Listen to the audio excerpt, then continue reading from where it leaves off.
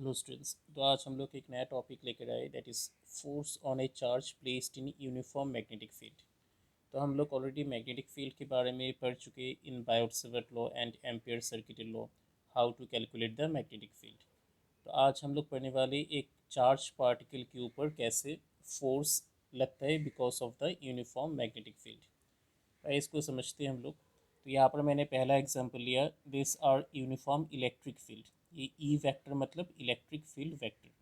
So this electric field is uniform in this region, so it has been represented by parallel lines.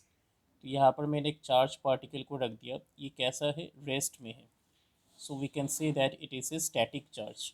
तो यहाँ पर क्या लगेगा, इस इलेक्ट्रिक फील्ड के कारण इसके ऊपर फोर्स लगेगा। So that force will be given by Q times E. So I think ये आप लोग को मिला है इलेक्ट्रोस्टैटिक्स में। So that is the force experience by this static charge. अब ये कौन सा डायरेक्शन में मूव करेगा, सो ऑब्वियसली जिस तरफ उसको फोर्स लगेगा उसी डायरेक्शन में the charge particle will move. तो फोर्स कौन सा डायरेक्शन में लगेगा, जिस डायरेक्शन में इलेक्ट्रिक फील्ड है। So this charge particle will move along the direction of the electric field.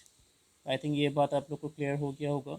एक स्टैटिक चार्ज के ऊपर कौन सा फोर्स लगता है, that is the electrostatic force. और वो कौन सा डायरेक्शन में मूव करते हैं, जिस डायरेक्शन में इलेक्ट्रिक फील्ड अप्लाई किया। सेकेंड सिचुएशन में देखिए, ये यहाँ पर भी यूनिफॉर्म इलेक्ट्रिक फील्ड है। अब charge is moving in this direction, तो अब क्या होगा, अभी उसके ऊपर फोर्स लगेगा। So that force will be given by q times into E. तो थोड़ा समय के लिए वो ऊपर जाएगा, उसके बाद क्या होगा, it will move along the direction of the electric field. तो यहाँ पर क्या होगा, it will move in this direction, तो like this it will move. तो जिस डायरेक्शन में इलेक्ट्रिक फील्ड है उसी डायरेक्शन में the charge particle will accelerate. So this will cover a path that is parabolic in shape. I think ये बात आप लोग को क्लियर हो गया होगा, जिस तरफ हम लोग इलेक्ट्रिक फील्ड लगाते हैं उसी डायरेक्शन में charge particle will move, whether it is a static charge और it is a moving charge. अब नेक्स्ट एग्जांपल के तरफ आते, तो यहाँ पर जो मैंने क्रॉस सिंबल यूज़ किया, क्रॉस मतलब this is the direction of the magnetic field. तो मैग्नेटिक फील्ड कहाँ पर है, इनटू द पेज, पेज के अंदर है मैग्नेटिक फील्ड। कैसा मैग्नेटिक फील्ड है, यूनिफॉर्म। अब यहाँ पर मैंने एक चार्ज को रख दिया, this charge is at rest.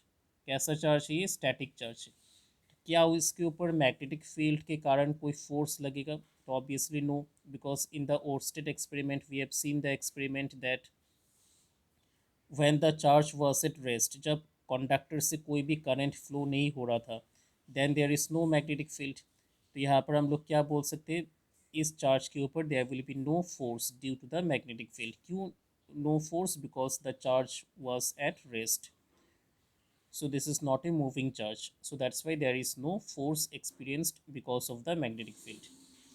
Now दूसरा एग्जांपल की तरफ आते हैं, यहाँ पर चार्ज को मैंने ऐसे उठाया ऊपर की तरफ विथ सम इनिशियल वेलोसिटी। तो अब क्या होगा, इस मैग्नेटिक फील्ड के कारण उसके ऊपर फोर्स लगेगा। So that force will make the charge particle to move in a circular path. तो ऐसे वो इसको क्या करेगा, सर्कुलर पाथ में घुमाएगा।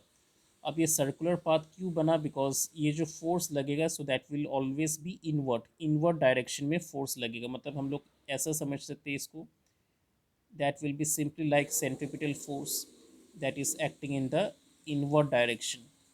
तो अगर फोर्स इन्वर्ट होगा तो उसका पाथ कैसे बनेगा, सर्कुलर पाथ। तो यहाँ पर कैसा चार्ज था, मूविंग चार्ज था। तो मूविंग चार्ज के ऊपर कौन सा फोर्स लगेगा, मैग्नेटिक फोर्स लगेगा। So because of this magnetic force it will move in a circular path. तो इसका हम लोग रेडियस निकाल सकते हैं, टाइम पीरियड, फ्रीक्वेंसी। तो this all thing will calculate later on. I think ये बात आप लोग को क्लियर हो गया होगा। एक मूविंग चार्ज के ऊपर there will be magnetic force और एक स्टैटिक चार्ज के ऊपर there will be electric force. तो आप ये जो मैग्नेटिक फोर्स होते हैं वो कितना होते हैं उसको पहले हम लोग निकाल लेते। तो ये इसके लिए मैंने एक कंडक्टर बनाया, करंट कैरिंग कंडक्टर, और उसके सामने मैंने एक चार्ज को रख दिया। तो जैसे ये चार्ज रखा होगा, it will not experience any magnetic force. तो ये कब फोर्स एक्सपीरियंस करेगा, when it will move with some initial velocity. तो ये जो फोर्स उसके ऊपर लगेगा because of this current carrying conductor, तो ये फोर्स कैसा होगा, this will be attractive force. तो ये जो फोर्स है, that from experiment it has been found that it is directly proportional to the magnitude of the charge. Charge का अगर मैग्नीट्यूड हम लोग बढ़ा देंगे, then force will also increase. And second thing, it is also directly proportional to the initial velocity. जिस velocity से हम लोग चार्ज पार्टिकल को मूव किया, that velocity will determine the force. So that is the directly proportional to the velocity. And third important thing is it is also proportional to the magnetic field. मतलब magnetic field strength कितना है, अगर field strength ज़्यादा हुआ then the charge will experience more force. So if you combine these three quantities, then we can write the relation. It is given by q, charge, scalar quantity, velocity, and magnetic field both are vector quantity. So this we can write in terms of cross product. So force is perpendicular to the plane containing velocity vector and magnetic field vector. तो I think ये बात आप लोग को clear हो गया होगा. If the velocity is zero, then no force is experienced. और ये जो फोर्स होगा that will be attractive, it will make the charge particle move in a circular path. So that is why there is a cross product. अब इसका magnitude form क्या होगा? So that can be written as q v B sine of theta, because cross product we can write v B into sine theta. अब sine theta का अलग अलग case होगा. If theta is equal to 90 तो force क्या होगा? Maximum होगा. तो जैसे कि मैंने यहाँ पर बनाया, ये जो फोर्स है यहाँ पर आप लोग देख सकते हैं, यहाँ पर जो मैग्नेटिक फील्ड है, तो यहाँ पर एक चार्ज पार्टिकल है. तो अगर चार्ज पार्टिकल एक्स डायरेक्शन से मूव किया तो उसके ऊपर कितना फोर्स लगेगा? If the charge particle moves along the X direction, और मैग्नेटिक फील्ड भी कहाँ पर है? एक्स डायरेक्शन में. तो दोनों कैसा हुआ? पैरेलल हो गया. तो पैरेलल होने से उनके बीच में एंगल कितना बनेगा? मैग्नेटिक फील्ड और वेलोसिटी वेक्टर के बीच में एंगल कितना होगा? 0 डिग्री. क्यों? Because they are parallel. तो पैरेलल होने से एंगल कितना होते हैं? 0 होते हैं. तो फोर्स कितना लगेगा along the X direction? There will be no force. That means हम लोग क्या बोल सकते हैं? Along the X direction there is no magnetic force. अब अगर चार्ज पार्टिकल वाई डायरेक्शन में मूव किया तो कितना एंगल वो बना रहा है? 90 degree with the magnetic field. तो यहाँ पर देखिए, if theta becomes 90 then this quantity will become maximum. तो उसके ऊपर मैक्सिमम फोर्स लगेगा. So this charge particle will move in a circular path. तो आई थिंक ये बात क्लियर हो गया होगा. फोर्स कब मैक्सिमम होगा? When theta is 90. और कब मिनिमम होगा? When theta will become either 0 और 180 डिग्री. तो यहाँ से हम लोग मैग्नेटिक फील्ड को भी डिफाइन कर सकते हैं. तो मैग्नेटिक फील्ड का डेफिनेशन क्या बनेगा? So that will be simply F by q v sign of theta. तो आई थिंक ये बात आप लोग को क्लियर हो गया होगा. B is equal to F by q v sine theta from this expression. तो हम लोग कैसे बोल सकते हैं मैग्नेटिक फील्ड क्या है? So it is the force experienced bye a unit charge which is moving with a velocity of 1 meter per second perpendicular to the direction of the magnetic field. अगर एक चार्ज पार्टिकल magnetic field का perpendicular move कर रहे तो the magnetic field is numerically equal to the force experienced by the charge particle. और वो force कैसा होगा? मैक्सिमम फोर्स होगा व्हेन थीटा बिकम्स 90 डिग्री. तो यहाँ से we can write the definition of magnetic field. और जैसे कि आप लोग को पता है एसआई यूनिट मैग्नेटिक फील्ड का क्या होता है? टेस्ला. और इसका एक सीजीएस यूनिट भी होता है. तो 1 tesla is equal to 10⁴ gauss. तो ये वाला रिलेशन आप लोग को पता होना चाहिए. 1 tesla is equal to 10⁴ gauss. Tesla is the SI unit, gauss is the CGS unit. तो आइए आगे बढ़ते हैं हम लोग. तो यहाँ पर हम लोग एक डिराइवेशन करेंगे अभी. Force on A current carrying conductor of length L carrying current I placed in uniform magnetic field. तो यहाँ पर जैसे कि आप लोग को दिखाई दे रहा है, एक यूनिफॉर्म मैग्नेटिक फील्ड है that is represented by cross symbol, मतलब इनवर्ड डायरेक्शन में है. ये कंडक्टर है, सिलेंड्रिकल कंडक्टर, जिसका एरिया कितना है? ए. लेंथ कितना है? एल. यहाँ पर जो एन दिखाई दे रहा है, N is the number of electrons per unit volume. तो इसको हम लोग नंबर डेंसिटी भी बोल सकते हैं. That is simply given by total number of electrons capital N divided by volume. और वॉल्यूम कितना होगा इस कंडक्टर का? That is given by area into length. तो यहाँ से टोटल नंबर ऑफ इलेक्ट्रॉन्स कितना आ गया? Small n A into L. Simply cross multiply किया, n A L. So this is our equation number 1. अब यहाँ पर देखिए, यहाँ पर मैंने ड्रिफ्ट वेलोसिटी जो इलेक्ट्रॉन्स का होता है that is in this direction. तो करंट कहाँ पर होगा? ऑपोजिट में होगा. बिकॉज आप लोग को पता है अगर इलेक्ट्रॉन इस डायरेक्शन में मूव करेगा then current will move in the opposite direction, because this is the conventional direction of the current. तो करंट इस डायरेक्शन में along the positive X direction. यहाँ से मैग्नेटिक फील्ड का डायरेक्शन है बी वेक्टर, तो कंडक्टर और मैग्नेटिक फील्ड के बीच में एंगल कितना है theta, theta is the angle made by the magnetic field vector with the conductor. और फोर्स कैसे लगेगा, so that will be in this direction because from Fleming's left hand rule, आप लोग को याद होगा फ्लेमिंग्स लेफ्ट हैंड रूल क्या था। Fleming's left hand rule, central finger along the direction of the current, और ये जो होते हैं first finger that gives the direction of magnetic field, ये और थंब क्या होगा, thumb will be in the this direction upward direction.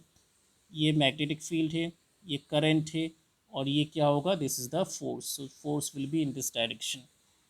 So this is the direction of the force. तो आई थिंक ये डायग्राम आप लोग को क्लियर हो गया होगा। तो आइए इसका हम लोग एक्सप्रेशन निकालते हैं। We have to calculate the value of this force.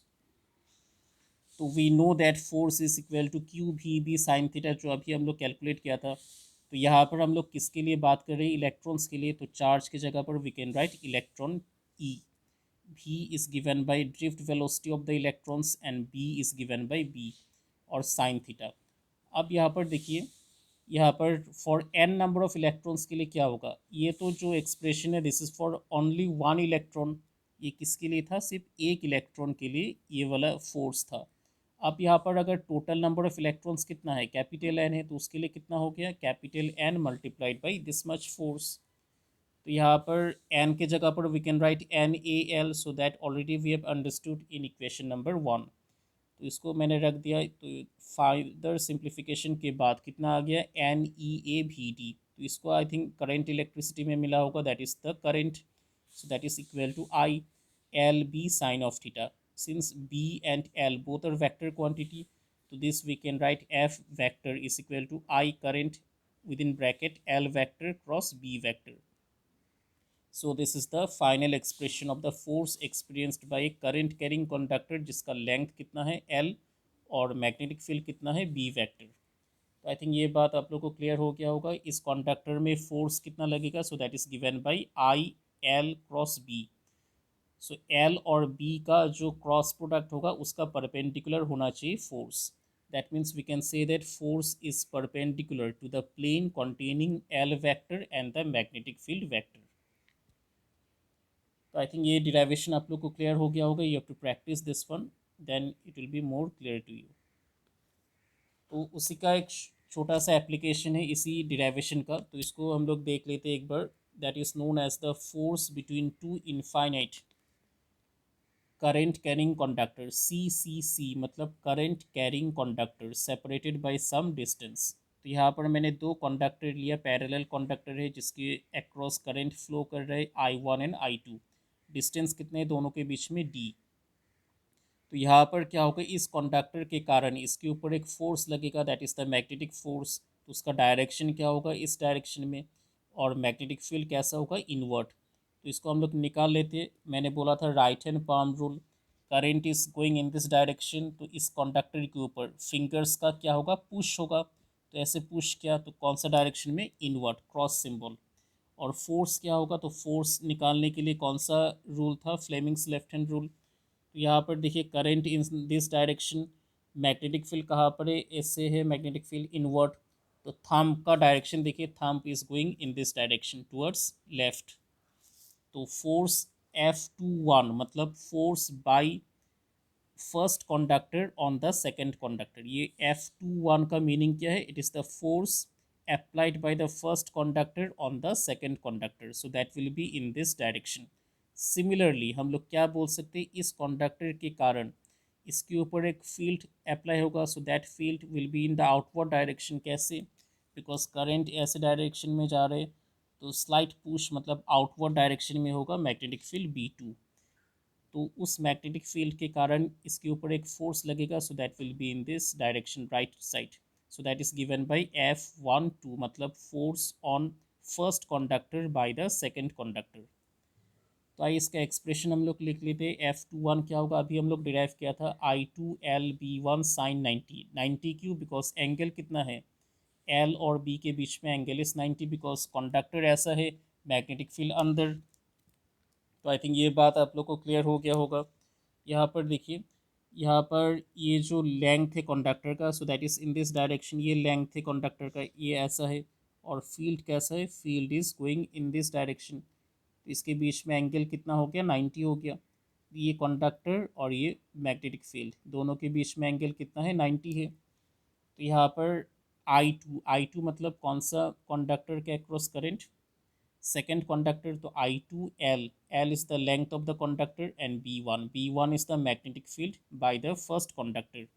So this I have written, तो B1 का expression already we have known from Biot-Savart law का application से, it is given by mu naught 2 divided by 4 pi d। तो ये ऐसा conductor क्या है, infinite current carrying conductor, तो उसके लिए थीटा का वैल्यू 90 होगा। सो यहाँ पर साइन 90 प्लस साइन 90 होगा, so that will B 2, so 2/4 pi d। तो आई थिंक ये वाला क्लियर हो गया होगा आपको।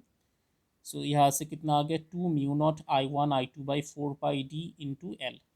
Similarly we can write F12, that will be same ही आएगा इसका भी, 2 mu not I1 I2/4 pi d into L.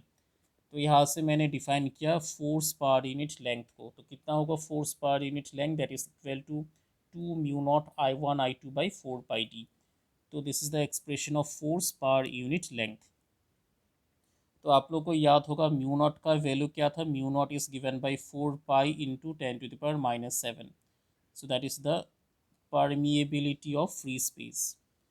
तो यहाँ से एक इम्पॉर्टेंट क्वेश्चन आते हैं डेफिनेशन ऑफ 1 एम्पियर का। 1 एम्पियर करंट आप लोग को डिफाइन करने देगा, तो क्या होते हैं 1 ampere, 1 ampere current is that current which flows through two parallel conductors which are separated by a distance of 1 metre.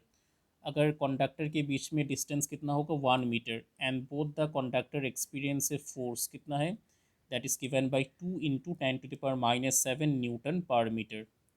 मतलब ये फोर्स कैसे, फोर्स पर यूनिट लेंथ। तो यहाँ पर अगर सब पैरामीटर्स को हम लोग 1 कर देते, I1 I2 is equal to 1 ampere, D equal to 1 हो गया, तो यहाँ से म्यू नॉट कितना आएगा, 4 pi into 10⁻⁷। So further calculation के बाद फोर्स पर यूनिट लेंथ कितना आ जाएगा, 2 इंटू 10⁻⁷। तो 1 एम्पियर करंट कौन सा करंट है, is that current which flows through two parallel conductors, जिसके बीच में डिस्टेंस कितना है, 1 metre, which experience a force per unit length of 2 into 10⁻⁷ newton per metre. तो बहुत इंपॉर्टेंट डेरिवेशन है, एग्जाम में आते ही। तो आई थिंक ये क्लियर हो गया होगा आपको। एक बार फिर से प्रैक्टिस कर लीजिएगा, then it will be more clear to all of you. Thank you. तो आइए इसका और एक पार्ट है, नेक्स्ट टॉपिक में जाते हैं, force on a moving charge due to the uniform magnetic field. तो जैसे मैंने पहले बोला था, एक चार्ज पार्टिकल अगर मैग्नेटिक फील्ड में परपेंडिकुलर जाएगा तो उसके ऊपर फोर्स लगेगा, that force will be inward direction. तो उसके कारण जो पाथ होगा चार्ज पार्टिकल का, so that path will be a circular path. तो उसका हम लोग क्या निकाल सकते हैं, radius, we can calculate the time period and also we can find out the frequency. तो आइए इसको देखते हैं हम लोग कैसे हम लोग निकाल सकते हैं इसको, रेडियस को। तो यहाँ पर देखिए, यहाँ पर जो दिखाई दे रहा है आप लोग को, यहाँ पर सेंट्रीपिटल फोर्स, यहाँ पर which force will provide the centripetal force to the charge particle, obviously magnetic force, because magnetic force के छोड़कर यहाँ पर दूसरा कोई फोर्स प्रेजेंट नहीं है, तो यहाँ पर magnetic force will B responsible for providing the necessary centripetal force. तो यहाँ पर हम लोग लिखा सेंट्रीपिटल फोर्स का एक्सप्रेशन mv²/r, और मैग्नेटिक फोर्स कितना होगा, QVB साइन ऑफ थीटा।